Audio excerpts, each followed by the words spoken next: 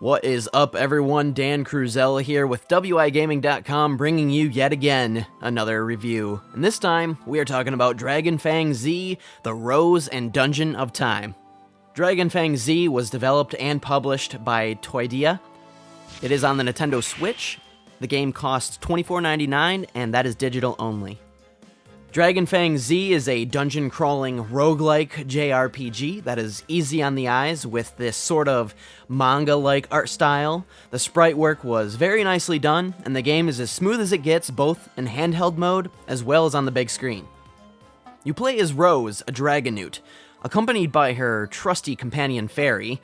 I actually chuckled at the fact the names of these main characters were so ordinary in comparison to the other characters within the game, but anyway, Rose and Fairy have been transported to another area in which they are unfamiliar with, wishing to get back home to Fairy's village.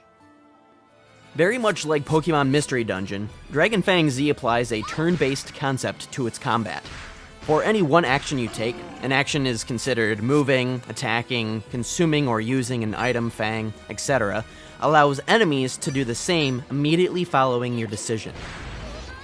Besides the point, Rose has a very simplistic way of combat, and when I mention simplistic, I mean extremely simplistic. Essentially, Rose's main attack is hand-to-hand combat by pressing the A button, and that's it. Rather difficult, is it not? You are actually given a bow, which you have to find arrows for, and monster fangs, in which possesses certain abilities, thus giving you alternate attacks. As you progress further into the dungeon, you gain experience to level up, and acquire items to help you along the way. Items vary floor to floor as the game is procedurally generated. These items include weapons to either increase your attack or defense, arrows, magical staffs, potions, storage boxes, books, and finally, enemy fangs. Fangs are enemy-specific relics you can either equip or offer up for a permanent boon. Each fang has a different ability and gives you a most needed advantage. Equipping fangs are rather easy. The challenge is, however, you must first charge them in order to fully use them. Fangs have both an active and passive ability. Charging allows the active ability, while the passive ability is always in effect. One of the biggest issues I had with DragonFangZ was the Perma Death. That's right, everything you work so hard to achieve and accomplish is all wiped away. This includes the experience and level Rose was at when you died, and I wouldn't have much of a problem with permadeath if the game acknowledged you had attempted a run-through or two, and this could have easily been adjusted by leaving you better ways to cope with further progression instead of just giving you these NPCs that just give you hints. But the game in and of itself becomes gradually more difficult, which is expected, but for each playthrough there are multiple ways to die and seems more things are working against you than for you. To avoid losing some of your items is to obtain this warehouse box. However, the issue resulting here is for both boxes and magic staffs, these are picked up as unknown items. So there is no way of knowing what they are unless you experiment with it or have an analysis book or box. Did I also mention the game is procedurally generated? I reiterate on this because items are somewhat difficult to come by. And yes, some of them are easy to come by. I mean, it's a toss-up. It's a very random chance that you actually come across an item that you need in specific. And potions are by far the easiest to find, but regarding anything else that you actually need, it becomes quite sophisticated the farther you get with as difficult as the game gets. Overall, you are going to be spending a lot of time learning and tweaking what you can do differently for the next time.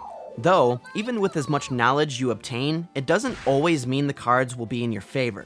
It is easy to get burnt out, especially when none of your initial progression gets carried over after dying. It looks and feels like a solidly built game, but becomes obnoxious after a while. On to our pros and cons. The pros for this game is I felt the mechanics made sense after a couple of playthroughs. The music was very majestic and fit well. The game was smooth, and I really enjoyed the 2D sprite work. The game was surprisingly addicting, got me motivated to see how far I could actually get. And finally, the battery on the Switch for the game lasted about 4 to 5 hours on a single charge, which is plenty of time to familiarize yourself with it. And on to our cons. There was no tutorial. I had to figure everything out for myself, and I even questioned if I used the items to the best of my abilities. There were a lot of times the game seemed hindersome over actually helping me. Even the NPCs quote they want to help you, but fell short of what I expected out of them. I was hoping to go on a dungeon crawling adventure with them, but all they had to offer was a hint or two, in which flew right over my head. You were timed, basically you were on the clock. What I mean by this is for every turn that you took was a turn closer to dying, and it made me feel pressured into moving on compared to exploring the dungeon for items that would help me.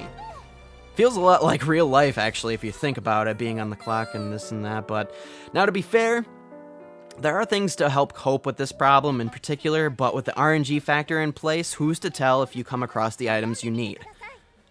Finally, the story. That's right, the story, I felt, also, was quite a bit of a letdown. Now, there were some dialogue points to it and this and that between Rose and Fairy and the NPCs, but short of that, there was virtually no story, but, you know, I guess it is what it is. So, final verdict on DragonFangZ, The Rose and Dungeon of Time, priced at $24.99 on the Nintendo Switch, is not quite worth it. I personally had a fun time with it, but critically fell short in multiple areas. On a score out of 10, I would say it sits at a 6, and the game is better suited in the $14.99 category. All things considered, I had a great time reviewing it and hope this helps any of you wondering, is it worth it? So there you have it. I hope you found this review for DragonFangZ, The Rose and Dungeon of Time helpful in your decision to purchase or not. If you are at all interested in DragonFangZ, I have included a couple links to where you can buy this game down below. As always, you can follow us on Twitter at IIWIGaming, and if you have any comments, questions, or concerns, send us an email, iiwigamereviews@gmail.com. Also, if you like what we do here, please subscribe as we are working hard to deliver more content each and every week. Thanks to the fine people at Toydia for providing a review code, and thank you for tuning in.